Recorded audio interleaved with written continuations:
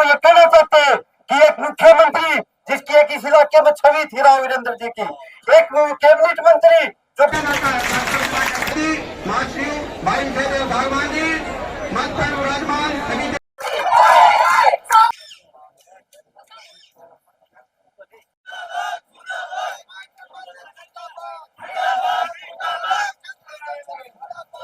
PHE की राज्य प्रधान, हमारा आज एक दिन का रोष प्रदर्शन था। यहाँ हमारी कुछ जायज मांगे हैं जिनको सरकार अनदेखा कर रही है।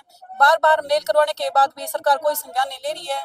ना ही हमारी जो एनएसएम की बहन जी हैं, रेगुलर बहन जी हैं, रेगुलर मेल को ना ही कोई टाइम पे सैलरी मिल रही है। कोविड के टाइम भी हमने इतना जोर शोर से हमारी सेवा प्रदान की थी, लेकिन फिर भी सरकार बिल्कुल भी हमारी मांगों को संज्ञान में नहीं ले रही है। हमारी कुछ जायज मांगे हैं, जैसे एनएसएम की बेंची हैं, उनको कोई एफटीए वर्दी भत्ता कुछ भी नहीं मिल रहा। हमारी बार बार बात रखने के बावजूद भी कोई भी संज्ञान नहीं लिया जा रहा है। अगर ये हड़ताल में सरकार ऐसी चलती रही तो हमारी आगे आने वाले टाइम में भी हम अनिश्चित हड़ताल करेंगे। स्वास्थ्य मंत्री के सचिव भी आप लोगों से मिला कि क्या वार्तालाप हुई, क्या कोई सेटिस्फाई वाला जवाब नहीं है। इतनी पब्लिक परेशान होने के बाद भी ये टाइम दे रहे हैं, वो उसमें भी टाल मटोल कर रहे हैं।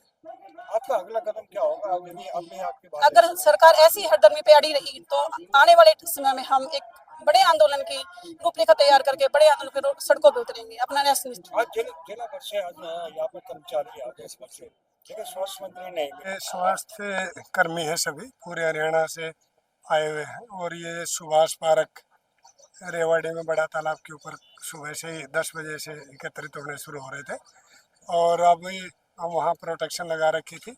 अब वो रास्ते में आ रहे हैं, और यहाँ भी हमने स्वास्थ्य मंत्री के निवास स्थान पर हमने सुरक्षा अपनी लगाई हुई है। वो ज्ञापन सौंपेंगे, और यहाँ जो पीए हैं उनको हमने सूचना दे दी है, वो आकर के अपना ज्ञापन देंगे। बहन जी यहाँ है नहीं, जैसा भी आदेश होंगे इनको बताया जाएगा और अवगत करवा के फायरिंग किया। सर, ये कहाँ से आए हुए हैं? ये पहले ही बता चुके हैं कि पूरे स्टेट हरियाणा से आए हुए हैं। भारी पुलिस बल तैनात है, कितने की संख्या में? भारी पुलिस बल तैनात तो इसलिए है कि इनकी भी तो गैदरिंग करीब करीब मेरे ख्याल से 1000 के करीब है। 150 कम बत्ते भी हो, तो उस मैन पावर को देखते हुए हमारा दायित्व है कि भाई हम अपना सही टाइम से अपनी सिक्योरिटी लगा करके इसको नियमित रूप से अनुशासन में रह करके इस कार्य को पूरा करें। यानी किसी भी अनहोनी की दृष्टि से अनहोनी किसी प्रकार की नहीं होने देंगे। अनहोनी कैसे हो जाएगी? हमने फोर्स लगा रखी है, हम मौके के ऊपर खड़े हैं। अनुशासनहीनता जो करेगा उसके खिलाफ कार्रवाई करेंगे। सर, क्या नाम है? रामीर वर्मा, प्रदेश अध्यक्ष स्वास्थ्य सुपरवाइजर और केंद्रीय कमेटी का मेंबर एमपीएचई एसोसिएशन। जो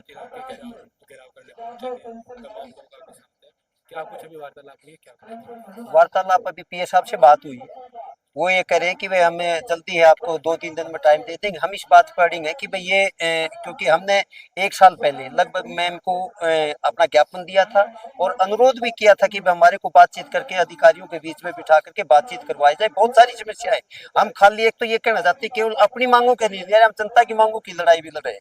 अभी पिछले दिनों मतलब बीसीजी का मतलब बहुत बड़ी खरीद करी है, इसी महीने की जुलाई की एक्सपायरी है।